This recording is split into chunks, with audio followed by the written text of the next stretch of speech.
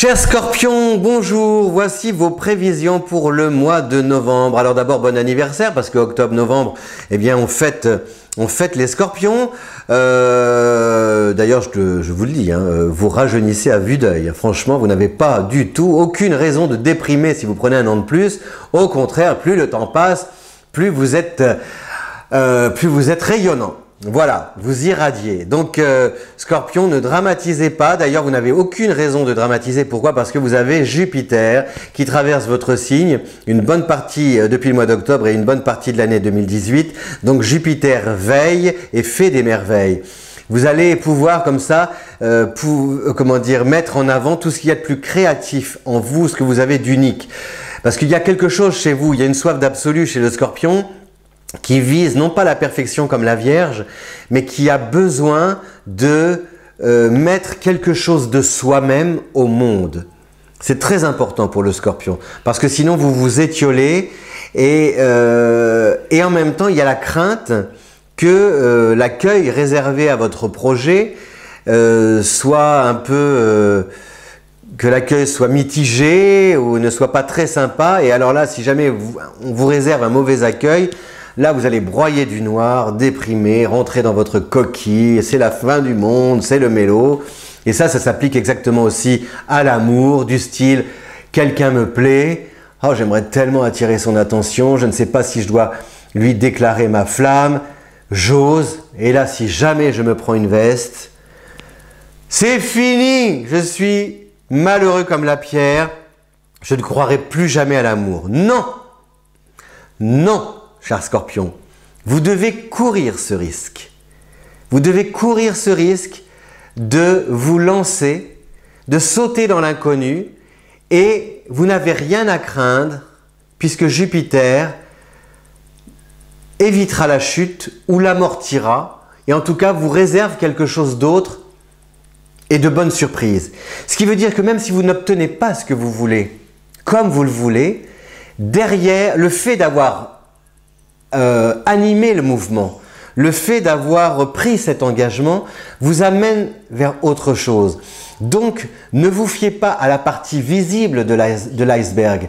Ne zoomez pas forcément sur la colline comme ça qui est en face de vous et le sommet que vous voulez atteindre. C'est peut-être ce qu'il y a de l'autre côté du sommet qui est intéressant. C'est peut-être ce que vous allez croiser en cours de route qui va vous amener à changer d'itinéraire. Et ce que vous allez trouver va être encore mieux que tout ce que vous avez pu imaginer jusqu'ici. C'est ça la force de Jupiter en Scorpion.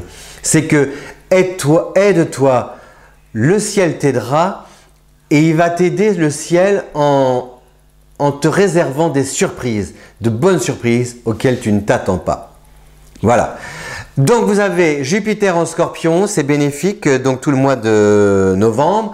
Vous avez aussi la présence de, je regarde mes fiches, de Vénus qui va arriver dans votre signe à partir du 8 novembre. Donc Vénus en Scorpion, c'est la passion. C'est des sentiments forts. Il y a beaucoup, une grande complicité, la fusion. Enfin, la fusion, méfiez-vous, il faut se méfier de la fusion. Moi, je suis anti-fusion. Je suis pro comme union que fusion. Parce que sinon, il y a une phrase qui dit, je crois que c'est Gainsbourg qui disait ça, en amour, la fin n'est jamais heureuse parce que l'un des deux aime moins fort que l'autre ou l'un des deux meurt avant l'autre. Donc, au bout du compte, il faut bien vivre avec soi-même pour bien vivre avec l'autre. Et aussi, comme disait Khalil Gibran, en amour, il faut laisser passer le vent au travers et aimer, c'est boire la même eau, mais dans une coupe différente. Voilà. Boire la même eau dans une coupe différente. Donc, amis Scorpion, un super mois pour croiser l'âme sœur, un super mois pour déclarer votre flamme, pour vivre des moments forts, intenses sur le plan sentimental. On est plus dans on n'est pas forcément dans l'action, mais on est dans, comment dire, ce partage de moments puissants, d'émotions fortes, qui permettent de trouver le bonheur, enfin de ressentir le bonheur. Vous voyez, c'est ça, c'est un peu ces dimanches d'automne où on reste blotti dans les bras l'un de l'autre, sous les draps, à regarder un film avant de boire du chocolat et de se câliner après avoir mangé des gaufres ou des crêpes ou des pancakes à la confiture et au miel ou au sirop d'érable. Voilà. Donc un bon mois de novembre, un très bon mois de novembre pour vous, amis Scorpions, dans le travail de la créativité, à condition de faire preuve d'audace. N'hésitez pas à frapper aux portes, à prendre des initiatives, à forcer le destin. Financièrement, ce n'est pas un mois où vous gagnez beaucoup d'argent, mais vous stabilisez votre situation et surtout vous préparez sagement et d'une manière efficace l'avenir. Et sur le plan sentimental, donc 2 moments très forts à partager à 2, sous la couette, sur l'oreiller, sous l'oreiller, où vous voulez.